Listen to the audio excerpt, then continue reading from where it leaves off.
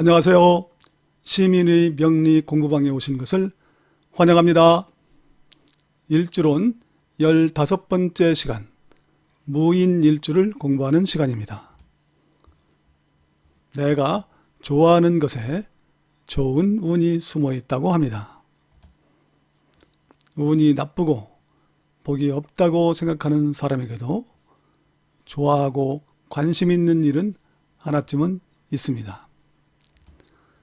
그런 분야가 있다면 혼자서 하지 말고 여러 사람들과 함께 즐기며 서로 정보를 주고받는 노력을 해보세요.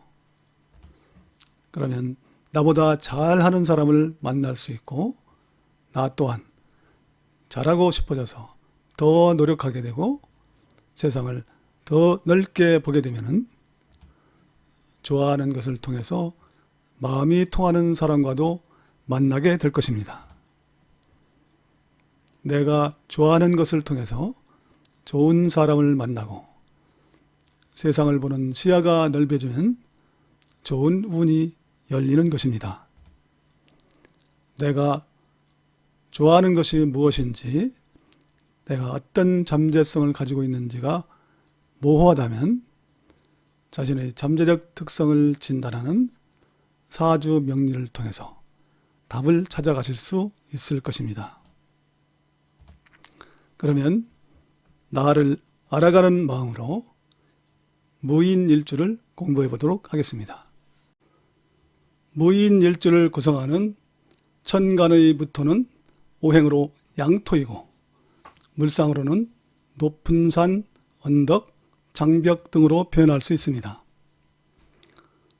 무토는 토의 속성인 전환중재의 특성과 포용하고 수용하며 전통과 보수를 지키는 고집스러움, 또 자신을 영역화하고 높이와 상징성을 추구하는 명분을 중시하며 정신세계와 가까운 것이 무토입니다.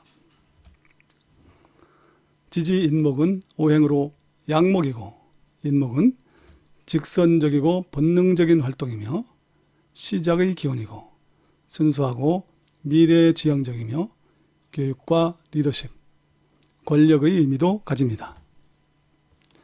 무인일주의 십성의 구성을 보면 지지인목은 양목이고 천간부토는 양토로 지지양목이 천간의 양토를 극하는 편관의 관계입니다.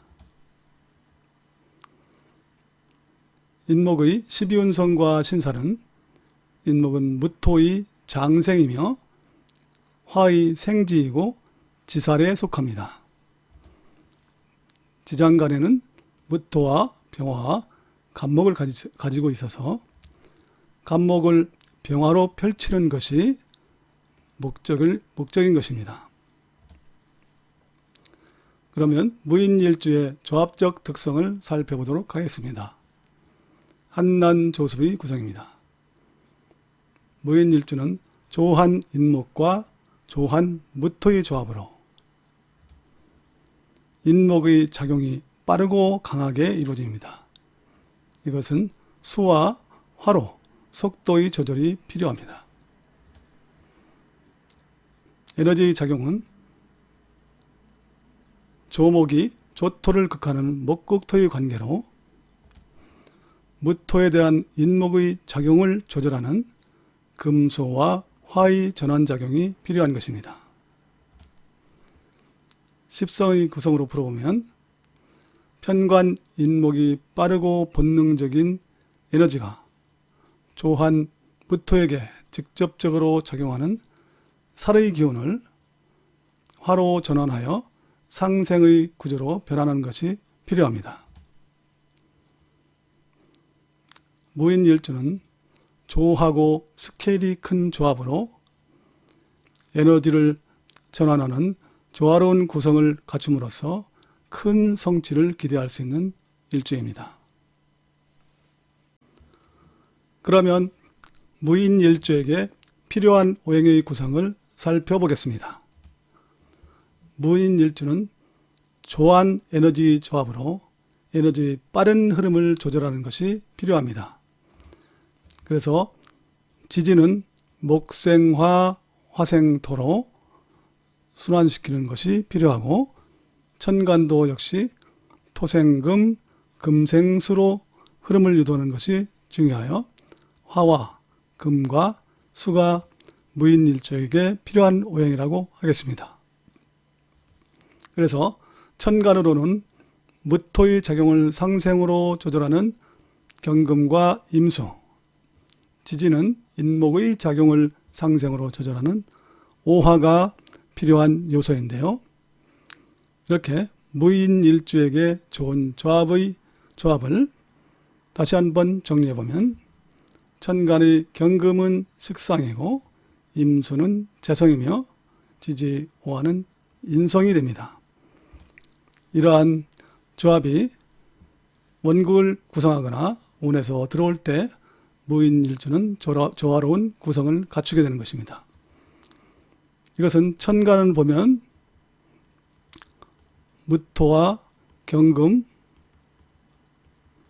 임수가 토생금, 금생수의 관계로 이것은 식신생재의 구성이고, 지지는 인목과 오화와 무토로 흐르는 구성으로 목생화, 화생토로 이것은 살인상생의 구성으로, 천간은 식신생재 그리고 지지는 살인상생의 구성으로 조화로운 구성을 갖추게 되는 것입니다.